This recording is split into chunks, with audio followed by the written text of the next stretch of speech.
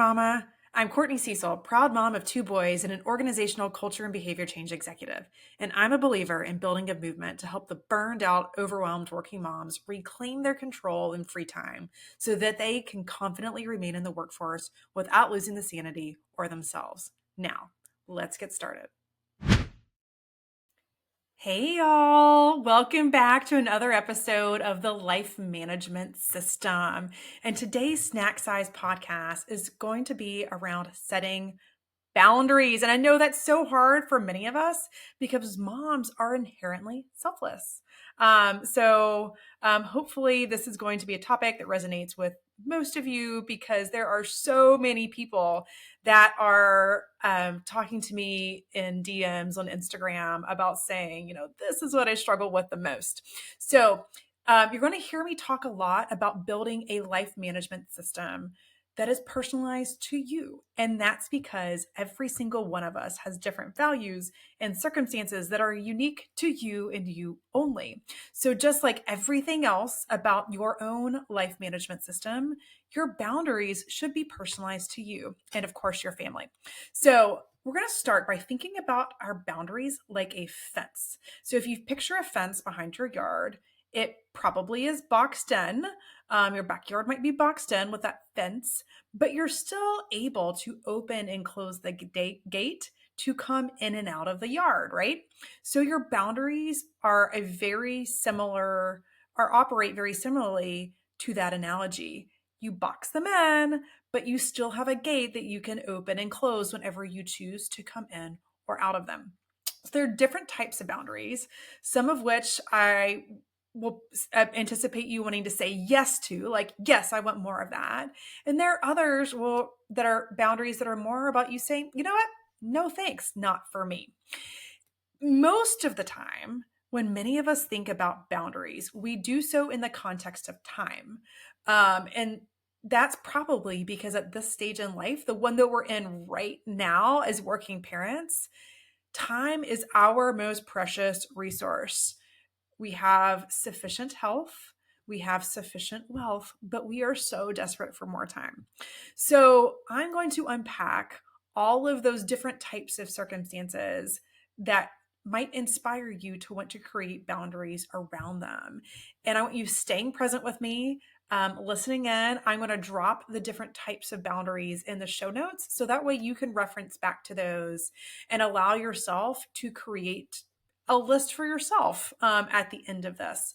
So beyond time, one of the first types of boundaries that most people want to uphold are around feelings. And those feelings could be, thinking about the stage of life we're in where you have a three-nager that is just tantruming all over your house and you are trying to put up some walls and say, you know what, I know, I see you, child. I see you, dear child of mine. And I know that this is a really tough stage and you don't understand and you can't communicate in the way that you ultimately want to, and you don't know why you feel the way you do. But I also need you to know that tantruming like this across the house and disrupting the rest of the family is not okay. So you're going to ask that child to tantrum in their bedroom. That is a type of feelings related boundaries. Or think about sensitive topics. Perhaps that you have a parent that's sick and you have a child or even yourself that is struggling to know how and when to engage with that topic. Putting up boundaries around when you discuss a sensitive topic is also another type of boundary related to feelings. Okay, so moving on to social boundaries. So think about the relationships in your life that weigh you down. They don't serve you well because they don't value you. You don't feel respected by them. You don't feel like you're an equal priority to them. Saying, you know what, no thanks to spending time with those people that are not good for you or create a lot of baggage in your life, that's a kind of boundary.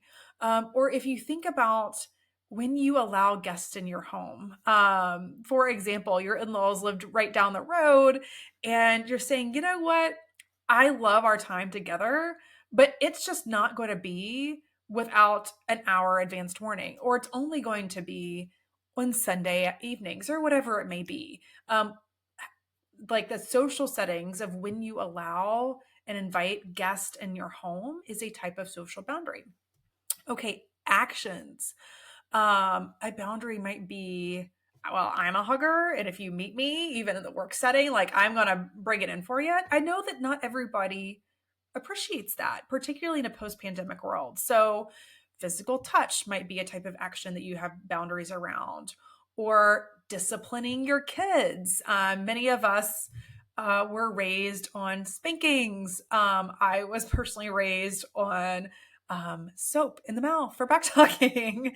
So those actions are type of boundaries that you can put in place. Okay, next, commitments.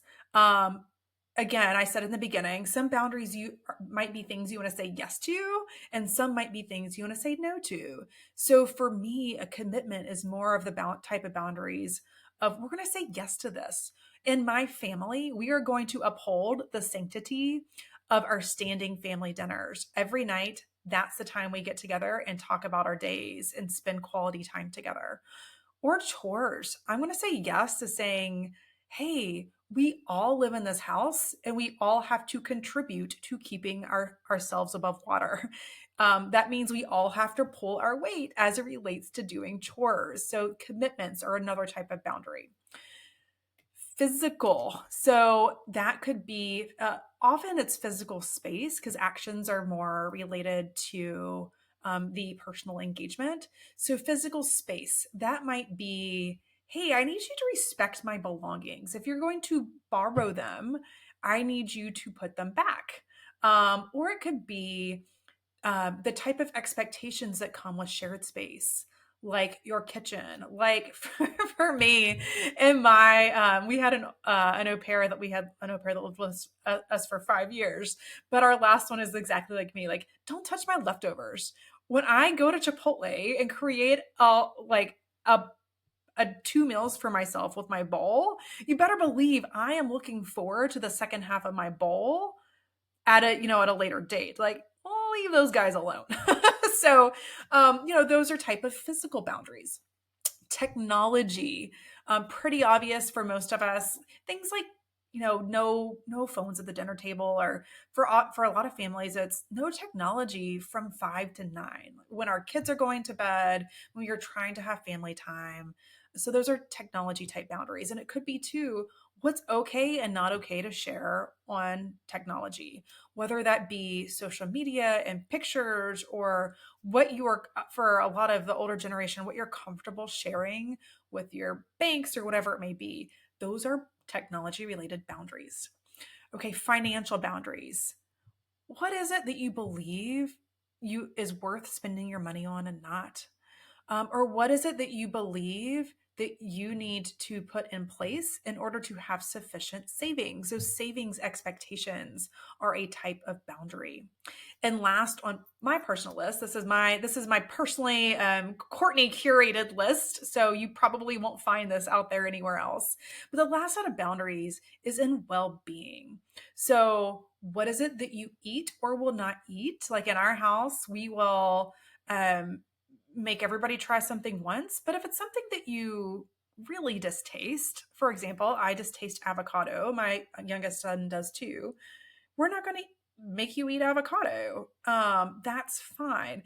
But I always say there's a difference between what you hate versus what's not your favorite. If it's just not your favorite, sorry, kid, you're probably going to eat it, just in the sake of having a well-rounded diet. But that philosophy is a type of well-being related boundary that we have discussed and made an intentional decision around as a family. Sleep habits are another really important one. So we make our kids stay in their room until 8 o'clock, because we know if we didn't do that, and we learned this the hard way, of course, that otherwise they'd be waking up earlier and earlier and earlier, 5 o'clock, 6 o'clock, because they were excited to come out and play with their toys or see us or whatever it may be. But as soon as we put boundaries around what time they could come out of bed, they stayed in bed until almost 8 o'clock. They actually stayed and tried to stay asleep. Religious requests. That's another one that's important to many people, and the boundaries related to um, what it is that they do and don't do. And that's even more so in some of the stricter religions, like my LDS friends or Muslim friends. So I know that's a lot. Again, I've got the list in the show notes. Would love you to check them out, because the thing about boundaries more than anything is it's about intentionally creating them and processing them. When you intentionally say, you know what, here's our philosophy on eating healthy, or here's our philosophy on sleep habits, and you actually vocalize that, it's much more likely to stick. The best time to reevaluate your boundaries and actually get them to stick is when you are going through a major life change. Now, anybody could do it now. Boundaries exist at any point in time, but or can be put in place at any point in time. But if you are having a baby, or you're moving, or you're taking a new job, or you lost a family member, anything of that nature, that's an opportunity for you to really get these to stick. It kind of gives you a sense of permission to show up differently and say, you know what?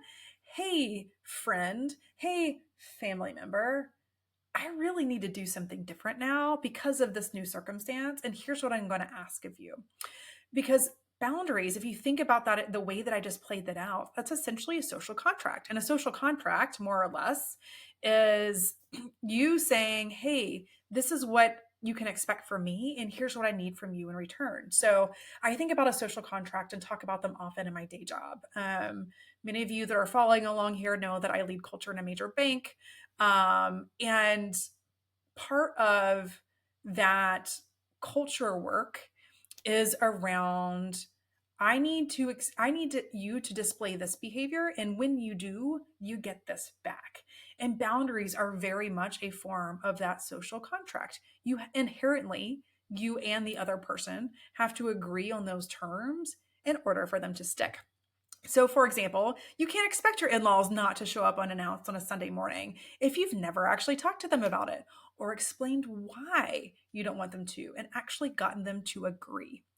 And boundaries can often also be for yourself.